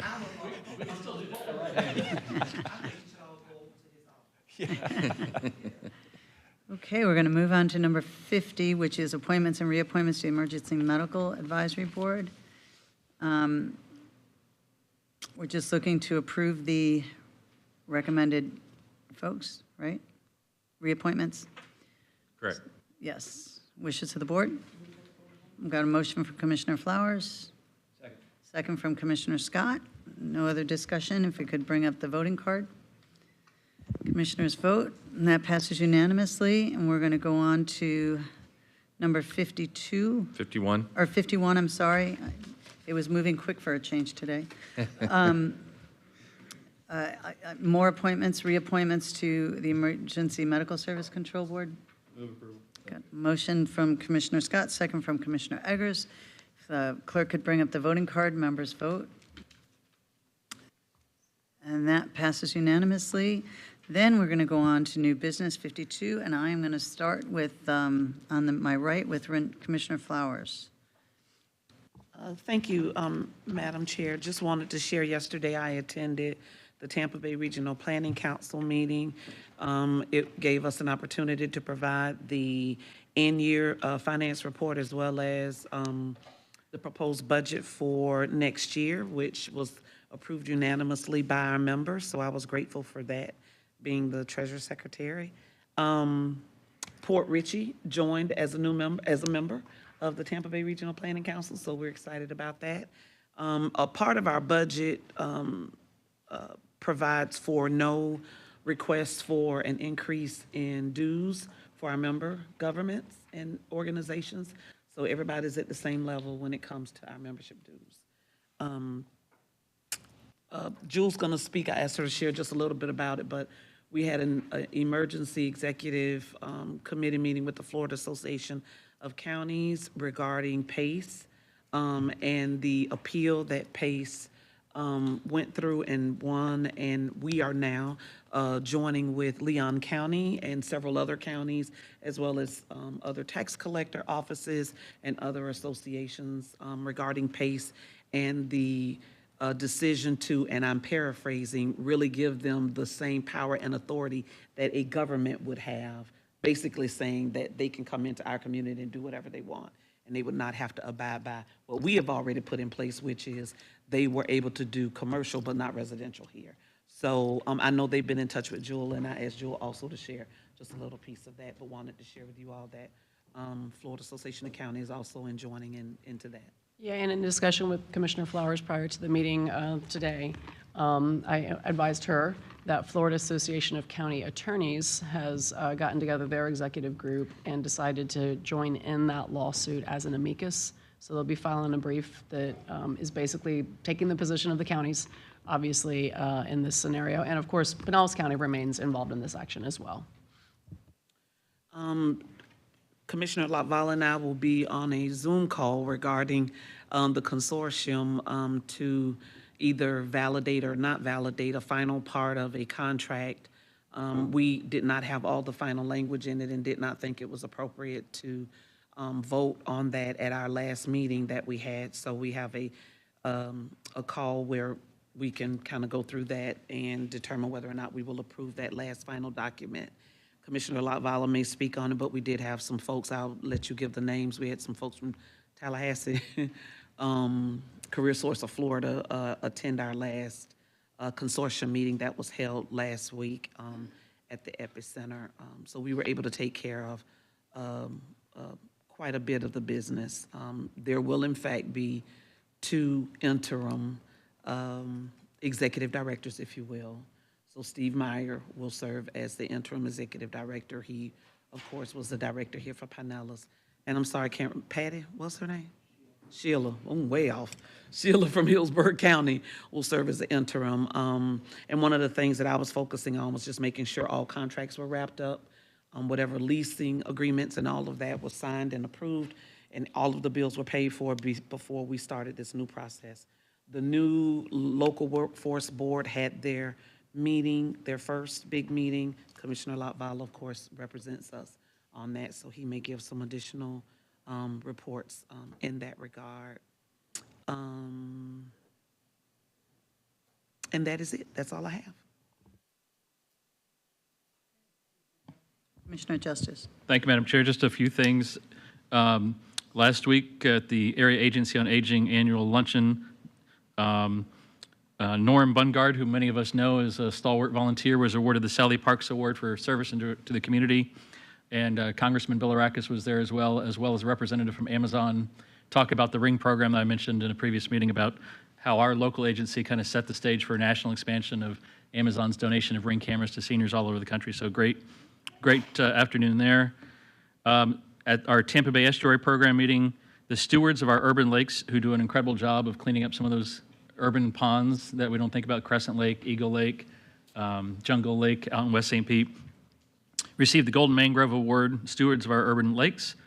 I had the opportunity last week to speak to the YMCA Civic Scholars, high school students from around the state that spent a week at USF St. Pete learning about government and civics. So that was an awesome opportunity. Congratulations to the Lellman Fire District. They were awarded the Florida Association of Special Districts District of the Year for their good work. So we appreciate having quality in our local community. And then the last thing is, we've talked a couple times about the expansion of the homestead exemption for low-income seniors, and we've talked about, we had consensus on it. Staff has drawn up the language, and I would just like to get official consensus today. I don't know if we need a vote or just a head nod to the administrator to get it moving to put it on the agenda.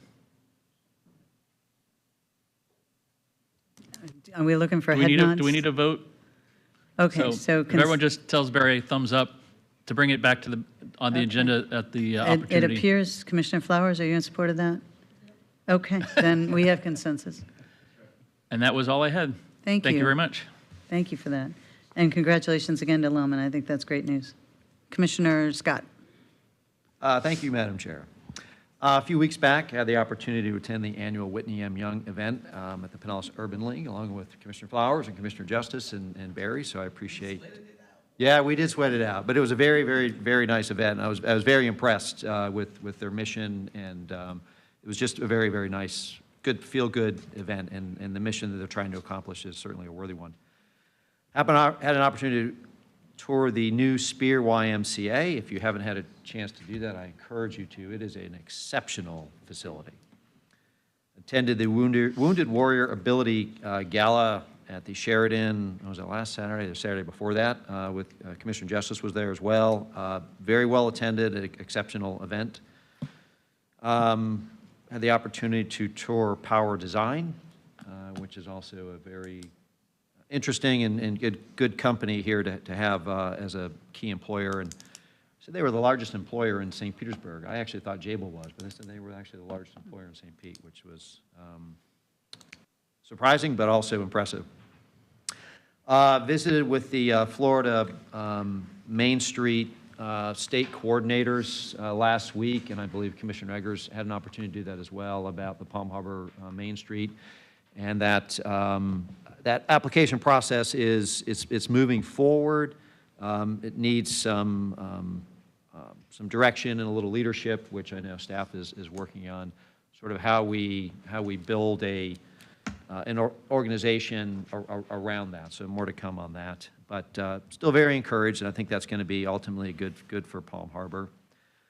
attended the Chef's Showcase event this past Sunday at the Fort Harrison Hotel, which supports Clearwater Youth, which supports youth athletics. It was exceptional food and wine pairings. And then over Memorial Day weekend, Commissioner Latvala and myself, we manned the beer tent at the Parrot Head Festival in downtown Palm Harbor, benefiting Elisa's Greatest Wishes. And it was an honor to just walk out of there just smelling like a brewery with Commissioner Latvala, because we had beer spilt everywhere. But yeah, right, exactly. But anyways, it was a fun event and benefiting a great cause. And then I just wanted to thank Mr. Hicks and Mr. Sapp for coming out today and speaking on the reclaimed water issue. And I know I've talked with Jeremy and utilities about that quite a bit, and I know Barry, I've talked about it as well. And I know there's a lot of reasons for it, and there's a lot of solutions in the works. But I do think we need to find something that we can help this community with, because they're paying for a product that they simply are not getting, and then getting fined from the HOA. And in the private sector, if we pay for something and didn't get it, we would get our money back. So I think we need to really look at some solutions for that community, and I would encourage staff to continue trying to find a solution for that. And that's all I have. Okay, Commissioner Long. Thank you, Madam Chair. I don't have a lot to report today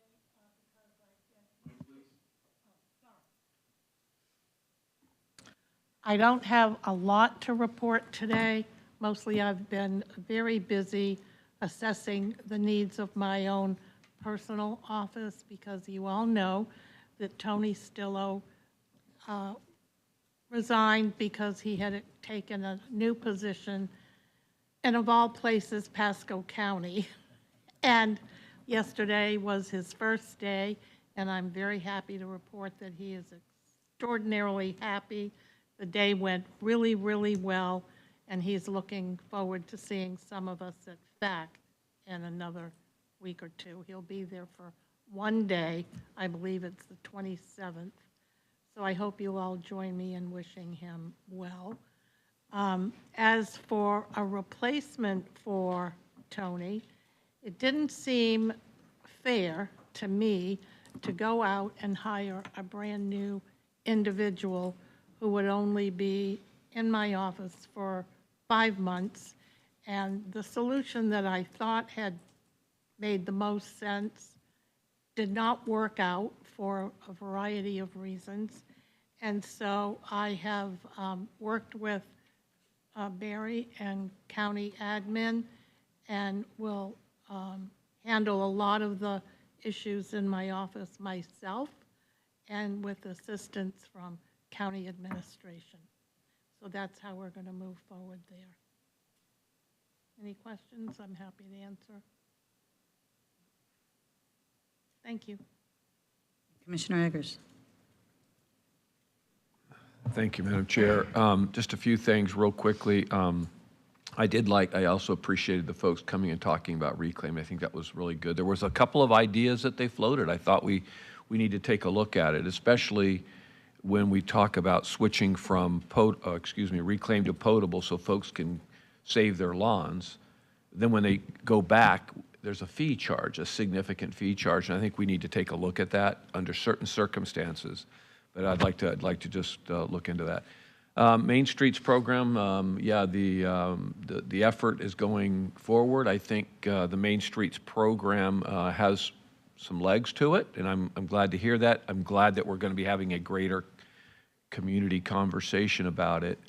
There's going to be the normal June meeting that they have in Palm Harbor will be publicly noticed, so that if Commissioner Scott, myself, and anybody else wants to show up and converse about kind of how the group's going to work together with the community to advance Palm Harbor issues, downtown Palm Harbor visionary opportunities. They're going to have some discussion at that meeting, so I'm looking forward to that.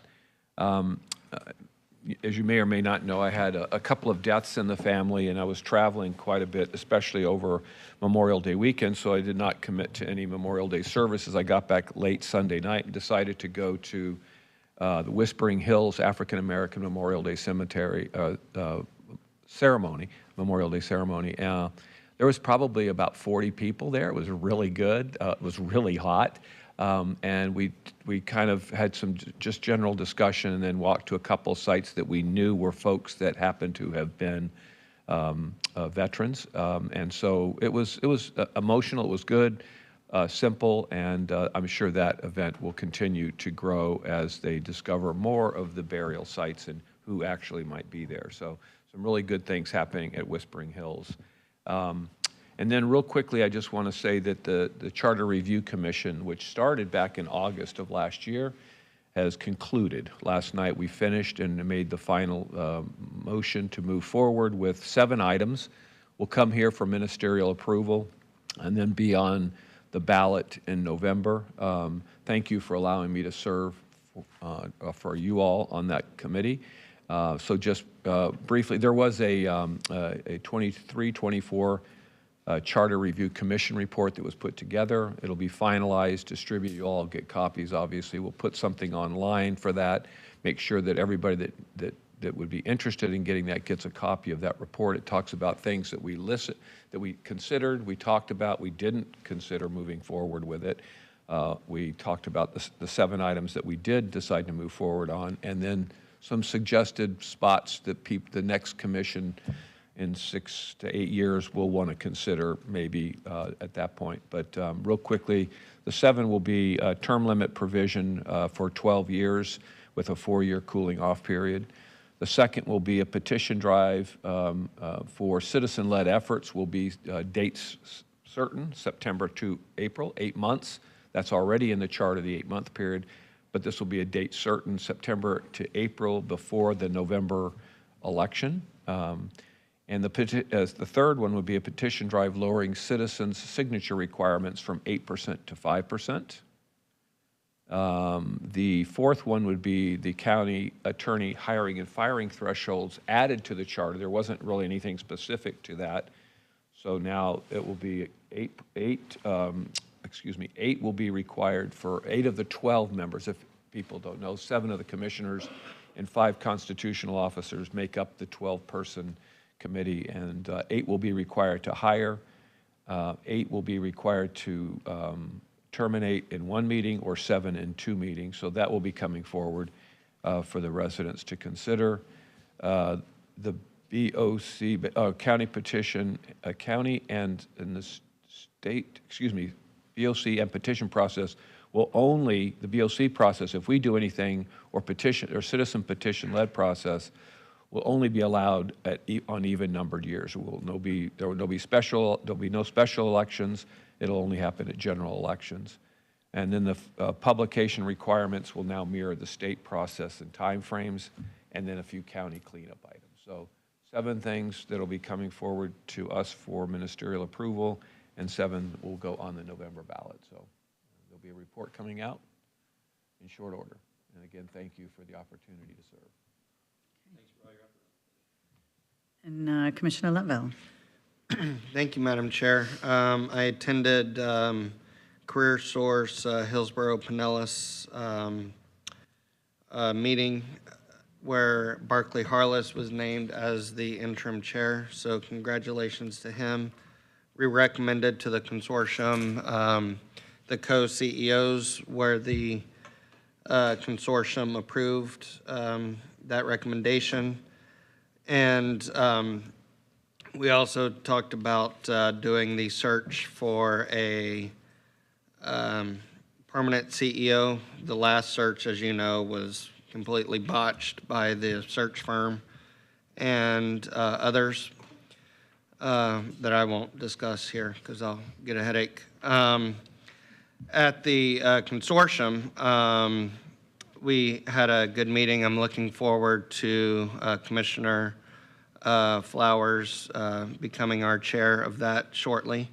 I also had a meeting with a gentleman from Career Source, Florida, by the name of Garrick Wright, after the consortium meeting, where he talked about his service as a Marine, and it was very appropriate because that happened right before the honor flight.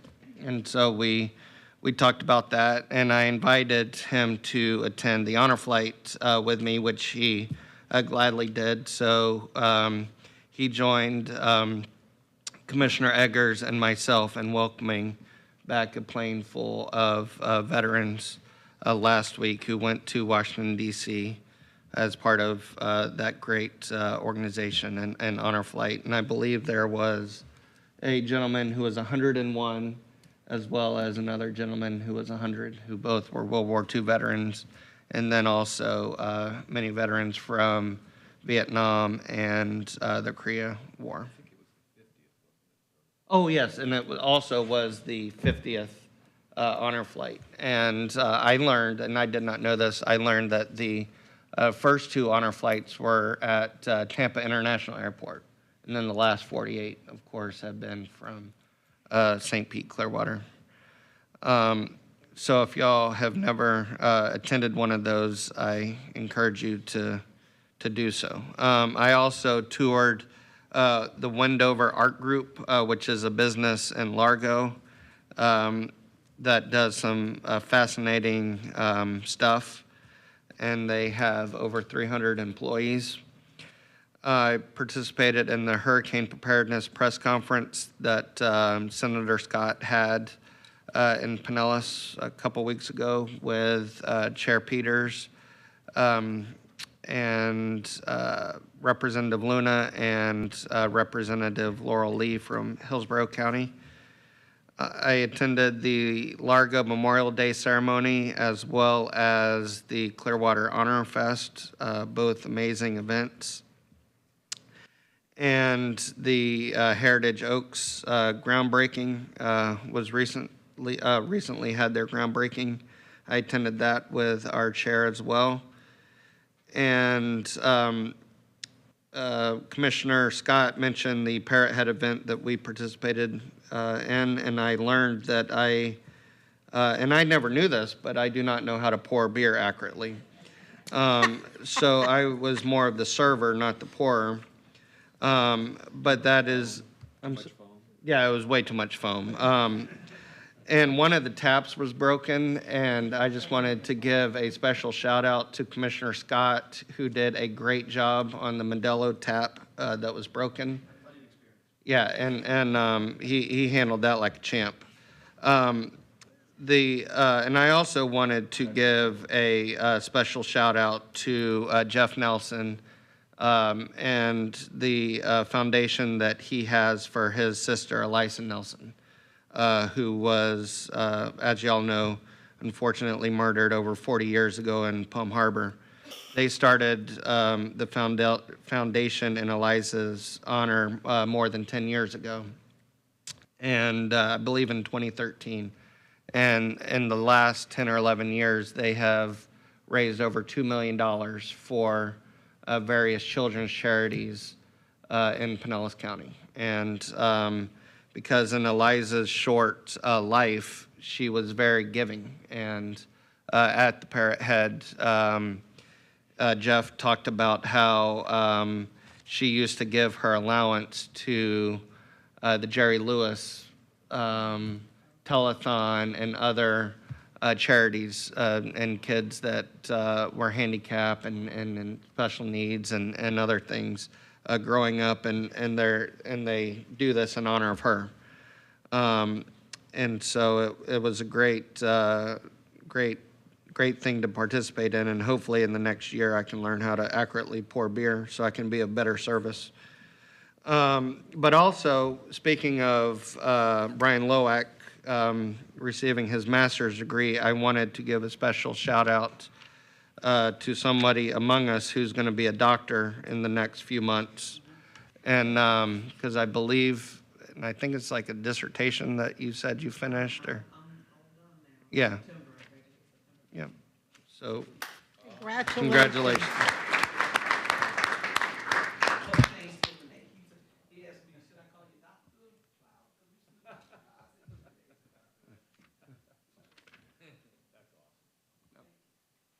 Okay, Thank you. I also wanted to give thanks to Senator Rick Scott for putting together the Hurricane Preparedness Press Conference at Krabby Bill's on St. Pete Beach, and thank to Matt Loader for hosting us. It was very informative for the public, and they got really good media coverage to help our new residents become familiar with hurricane season. I also went up to Pasco County to attend the AmSkills Workforce Boot Camp graduation. And I think you're all familiar with AmSkills, and if you're not, Lellman is doing a kind of a modified version of boot camp. But I do have to say, in Pasco County, really, I think, with a significant amount of support from Commissioner Starkey, they have built a really good, fast workforce certification training program, and they have the equipment. They even have a company in Indiana that provided them with equipment, and they send all their employees there for training. So they have appropriate equipment for most manufacturing needs, and they can do quick boot camp certifications to get people into a workforce quickly, and then additional training. So it's something that I'm hopeful. When Speaker Weatherford first funded this, he wanted AmSkills in 3 counties, Hillsborough, Pinellas, and Pasco. The only one they really were successful in was Pasco. I think it was too big of a lift to do this in all 3 counties at the same time. But they have really come up with a good product, and I'm hopeful that they can find a way to bring that same product into Pinellas County. And in the meantime, I think a lot of our Pinellas County businesses, because it's not that far into Pasco County, could benefit from using AmSkills there. Especially like Jabil needing to get 675 new employees trained. This could be a great opportunity for 2-week training and partnerships. Anyways, PSTA, they're going to be working on budget coming up. And I had my staff attend the Big C meeting on the beach.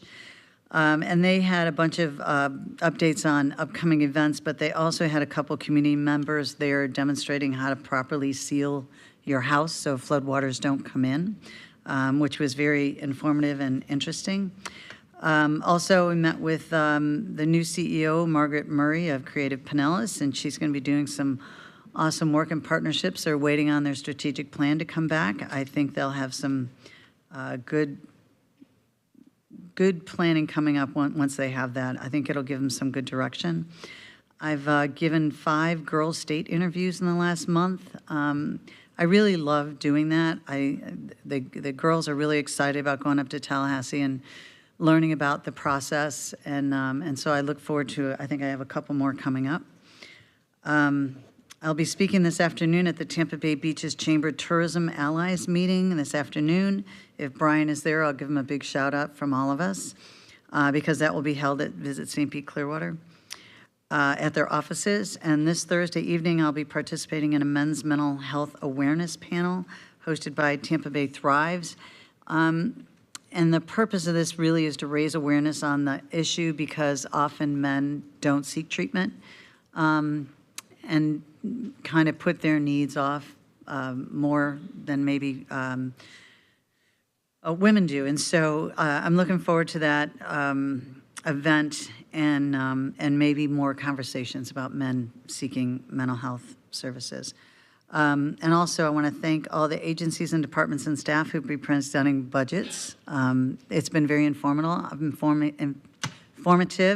and we only have a few more to go, but I think staff has done a great job.